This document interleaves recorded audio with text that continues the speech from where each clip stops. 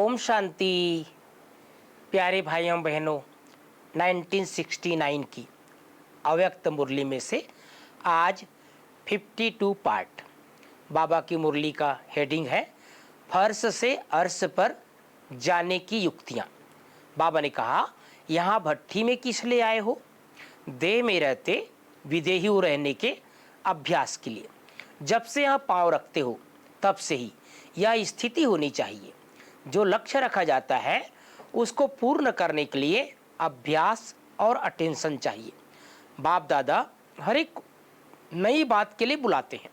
अधर कुमारों को विशेष इसलिए बुलाया है, पहले तो अपना जो घर गृहस्थ व्यवहार बनाया है उसमें जो उल्टी सीढ़ी चढ़ी है उस उल्टी सीढ़ी से नीचे उतारने के लिए बुलाया है। और उल्टी सीढ़ी से उतार कर फिर किस में चढ़ाना है? अर्श से फर्श पर, फिर फर्श से अर्श पर। उल्टी सीढ़ी का कुछ न कुछ जो ज्ञान है उस ज्ञान से अज्ञानी बनाने के लिए और जो सत्य ज्ञान और उनकी पहचान देकर ज्ञान स्वरूप बनाने के लिए बुलाया है। पहले उतारना है फिर चढ़ाना है। जब तक पूरे उतरे नहीं हैं तो चढ़ नहीं सकते। सभी बातों में उतारने, अपने को उतारने के लिए तैयार हो।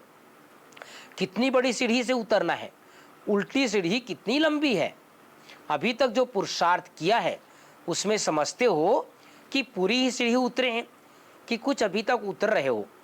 पूरी जब उतर जाएंगे तो फिर चढ़ने में देरी नहीं लगेगी, लेकिन उतरते उतरते कहाँ न कहाँ ठहर जाते हो। तो अब समझा किस लक्ष्य से बुलाया है। 63 जन्मों से जो कुछ उल्टी सीढ़ी चढ़े हो वह पूरी ही उतरनी पड़े। फिर चढ़ना भी है। उतरना सहज है, वह चढ़ना सहज है। उतरना सहज है, वह उतरना भी मुश्किल है। अभी आप जो पुरुषार्थ कर रहे हो वह उतर कर चढ़ने का कर रहे हो कि सिर्फ चढ़ने का कर रहे हो?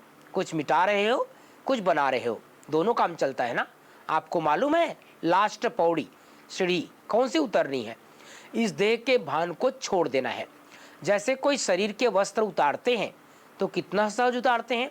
बाबा कितना सुंदर उदाहरण बता रहे हैं। जैसे कोई वस्त्र उतारते हैं तो कितना सहज उतारते हैं, वैसे ही यह शरीर रूपी वस्त्र भी सहज उतार सको और सहज ही समय पर धारण कर सको। सबको अभ्यास पूर्ण रीति से सीखना है।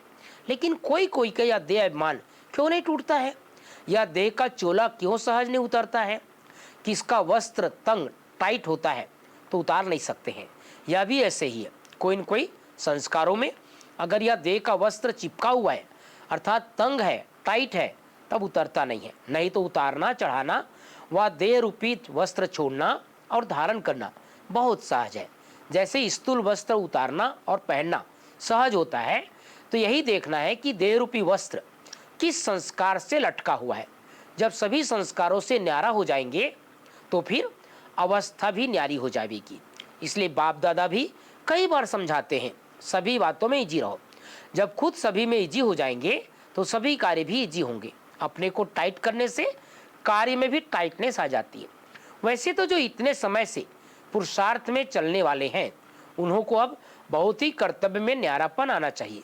अभी इस भट्ठी में जो टाइटनेस है वह भी बाबा ने कहा, कई बार भट्ठी में आप भट्ठी करते हैं तो टाइटनेस रह जाती है। और जो कुछ उल्टी सीढ़ी की पौड़ियाँ रही हुई है वह उतारना भी है। फिर लिफ्ट में चढ़ना भी है। लेकिन लिफ्ट में बैठने के लिए क्या करना पड़ेगा? लिफ्ट में कौन बैठ सकेंगे? बाप के लिए सारी दुनिया में लायक बच्चे ही श्रेष्ठ सौगात है। तो लिफ्ट में चढ़ने के लिए बाप की गिफ्ट बनना और जो कुछ है वह भी गिफ्ट में देना पड़ेगा। गिफ्ट देनी भी पड़ेगी और बाप की गिफ्ट बनना भी पड़ेगा, तब लिफ्ट में बैठ सकेंगे। समझा? अभी देखना है, दोनों काम किए हैं, गिफ्ट भी दी है और गिफ्ट बने भी है। गिफ्ट को बहुत संभाला जाता है और गिफ्ट को शोकेस में सजा कर रखते हैं। जैसी जैसी गिफ्ट वैसी वैसी शोकेस आगे आगे रखते हैं। आप सभी भी अपने आप को ऐसी गिफ्ट बनाओ जो लिफ्ट भी मिल जाए और इस सृष्टि के शोकेस में सभी से आगे आ जाओ। तो शोकेस में सभी से आगे रहने के लिए अधर कुमारों को दो विशेष बातों पर ध्यान रखना पड़ेगा। शोकेस में जो चीज़ रखी जाती है उसमें क्या विशेषता है? अट्रैक्टिव। एक तो अपने को अट्रैक्टिव बनाना और दूसरा एक्टिव। यह दोनों विशेषताएं खास अधर कुमारों को अपने में भरनी है। यह दोनों गुण आ जाएंगे तो फिर और कुछ रहेगा नहीं। कहाँ कहाँ एक्टिव बनने में कमी देखने में आती है। तो इस भट्ठी से विशेष कौन सी छाप लगा करके जाएंगे? दो शब्द सुनाया, अट्रैक्टिव और एक्टिव। अगर यह छाप लगा करके जाएंगे, बाबा ने कितना सुंदर, एक्टिव अट्रैक्टिव, तो आपकी एक्टिविटी भी बदल जाएगी। जितनी जितनी छाप व ठप्पा पक्का लगा करके जाएंगे, उतनी एक्टिविटी भी पक्की और बदली हुई देखने में आएगी। अगर ठप्पा कुछ ढीला लगा कर जाएंगे तो फिर एक्टिविटी में चेंज देखने में आएगी। यह तो सुना था, भट्ठी में आना अर्थात अपना रूप रंग दोनों बदलना। भट्ठी में जो चीज़ आती है, उनकी जो बुराई होती है वो गल जाती है। जो असली रूप है, असली कर्तव्य है, वह यहाँ से लेकर के जाना। वो कौन सा है? क्या बदलेंगे? अभी रंग बदलते रहते हैं, फिर एक ही रंग पक्का चढ़ जाएगा जिसके ऊपर और कोई रंग चढ़ नहीं सकता, और जिस रंग को कोई मिटा ना सके और ना मिट सके और कोई रंग चढ़ सके। सभी बातों में एक्टिव होना है। जैसा समय, जैसी सर्विस, उसमें एवर रेडी। कोई भी कार्य आता है तो एक्टिव हो जाता है। उस कार्य को शीघ्र ही समझकर सफलता को प्राप्त कर सकते हो। जो एक्टिव नहीं होते वो पहले तो कार्य को सोचते हैं, सोचते सोचते समय भी गंवाएंगे, सफलता भी नहीं होगी। एक्टिव अर्थात एवर रेडी, और वह हर कार्य को परख भी लेगा, उसमें जुट भी जाएगा, तभी सफलता पा लेगा। तीनों बातें उसमें होगी। जिसमें भारीपन होता है उसको एक्टिव नहीं कहा जाता। पुरुषार्थ में भारी, संस्कार में भारी, उसको एक्टिव नहीं कहा जाएगा।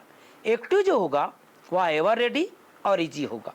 खुद इजी बनने से सब कार्य भी इजी, पुरुषार्थ भी इजी हो जाता है।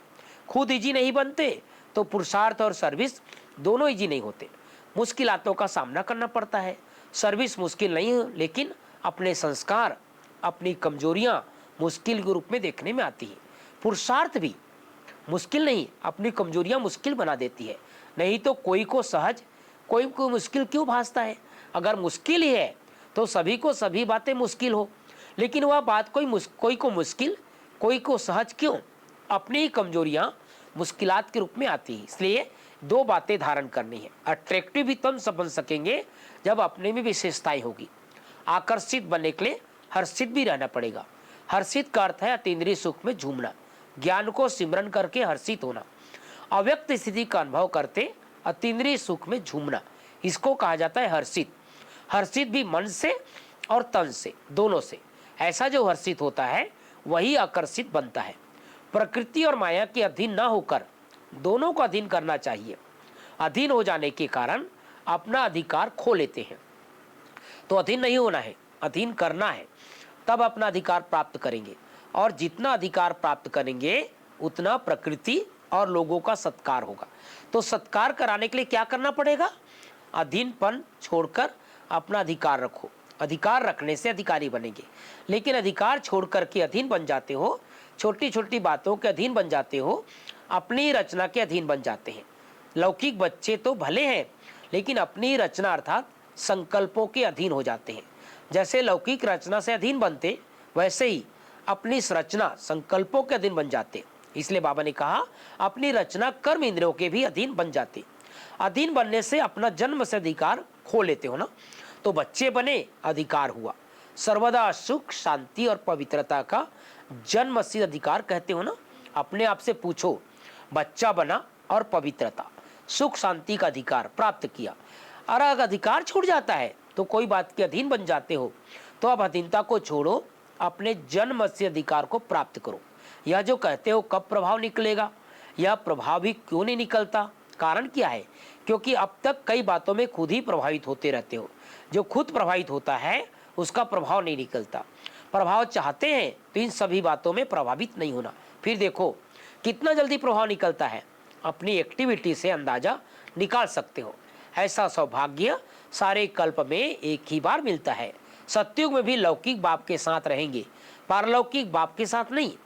84 जन्म में कितना श्रृंगार किया होगा, भिन्न भिन्न प्रकार के श्रृंगार किए। बाप दादा का स्नेह यही है, बच्चों को श्रृंगार कर 100 केस के सृष्टि में सामने लाए। जब सभी संपूर्ण बनकर 100 केस अर्थात विश्व के सामने आएंगे तो कितने सजे हुए होंगे। सत्युग का श्रृंगार नहीं, गुणों के गहने धारण करना है। तो प्यारे भाइयों बहनों, ये प्यारे बाबा की अधर कुमारों के सामने मुरली है। अधर कुमार जो घर गृहस्थ में रहते हैं, परिवार में रहते हैं, उन्हें किस तरह से पुरुषार्थ करना है, अपने जीवन की यात्रा को कैसे सुखमय बनाना है, उसकी सुंदर युक्तियाँ बाबा ने हम सबको बताया है। ओम शांति, ओम शांति।